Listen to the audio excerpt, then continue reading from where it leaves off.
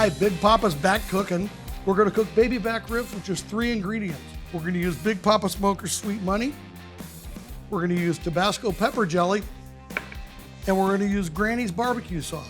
We're gonna make our own barbecue sauce by combining the pepper jelly and the Granny's. You wanna look for some fat and some good color like we got here. Now what I'm gonna do here, I'm gonna pull the membrane off. A lot of people use knives, a lot of people use screwdrivers and stuff. I use my hands. Let me get my membrane tool out. Got it right here. Real simple. So the paper towel helps you get a grip. Go down to the skinny side. I'm gonna come in here and watch this. Magic, right here. Now, why you pull the membrane? Because you want the seasonings and you want the sauce and you want all the juices to get there. That membrane acts as a barrier, so only one side gets it. So that's why we want to pull the membrane off. And in the old days, people used mustard as glue and all that stuff. And what I mean by glue is something to create adhesion with the rub. What I like to do instead is take the Sweet Money here or any of your favorite rubs. What you want to do with the rubs is you want to give them a chance to let the rubs sweat on the meat. And that'll usually be the salt. The salt will kind of dissolve on top of it. So go on the back side. A couple different ways you apply rub. You can go real close, which is real focused, or you can do this one right here, which is messier, but I can get a really even coat of rub on there. So remember, it's rub. So I'm putting it on. No, but you do want to give it a nice coating, and you want all of those seasonings to get a chance to go in there. So I'm gonna come in here, pat them down good. You have the overspray, I call it. Pick it up and get the edges there, okay? Flip it over. Sweet Money's won almost every major contest in barbecue. If you're not using Sweet Money, you're either lying or losing. So anyway, we're gonna get a good coat of rub on here. We'll press it in here. Now we're gonna set these aside, and when they sweat, which means they'll be shiny. So let's just set these aside and come back. Remember, I seasoned these in the kitchen and I let them sweat. You see how shiny that is? So now we're gonna take these beauties, put one on the bottom rack, let's put this on the top rack, and we're gonna come out and spritz them about every 20 minutes with water or apple juice to spray, just to keep them nice and wet. At 2 hours, we're gonna wrap them. Good night.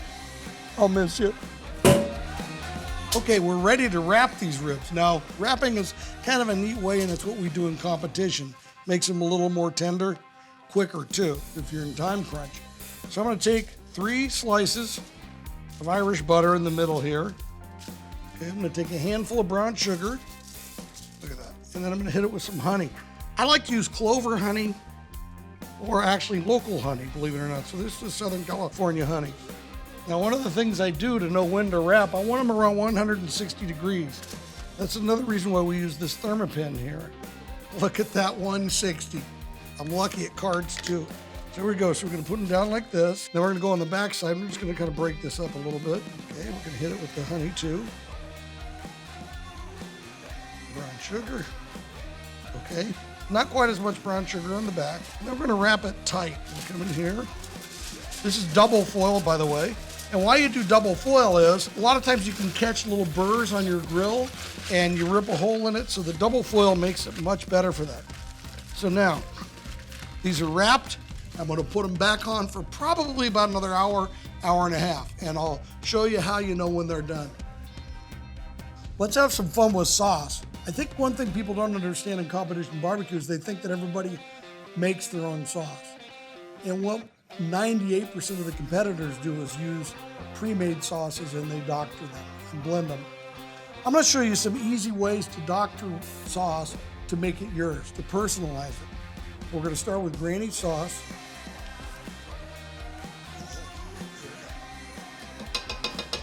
Now, what you can do to doctor it, you can put honey in it, you can put apple juice, you can put water if you want to dilute it, you can put maybe a vinegar-based sauce to give a sweet, heat tang. Today, we're gonna use some Tabasco pepper jelly. And I love the combination of the pepper jelly with the barbecue sauce. So I'm gonna put it in here, and I'm actually gonna use the whole jar.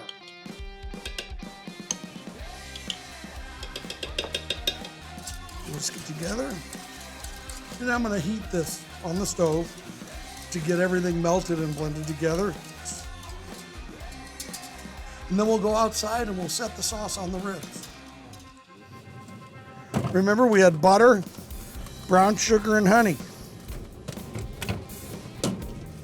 So we're gonna pull this rack out. Ooh, I can barely lift it. If it comes up boardy, it's not done, but if it bends like that, where it's about to break, that means they're done. Can you get that nice and soft?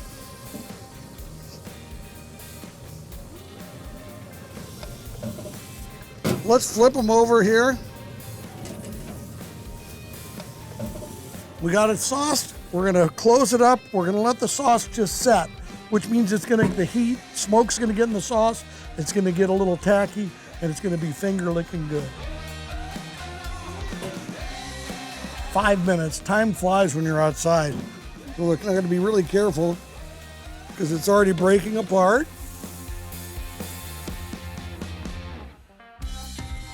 There we go.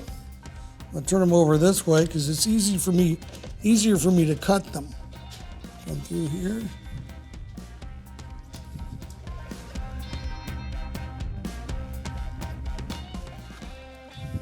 Look at this, I can do this without even looking. Remember, I'm a professional. We get these all sauced up. These are the kind of ribs I like to have at home. It's not the ones I cook on the circuit. In competition, if that meat falling off the bone, I get a very bad score. When I'm cooking at home, I want the meat to fall off the bone. All natural, sweet money, Granny's and Tabasco pepper jelly. It really doesn't get better than this.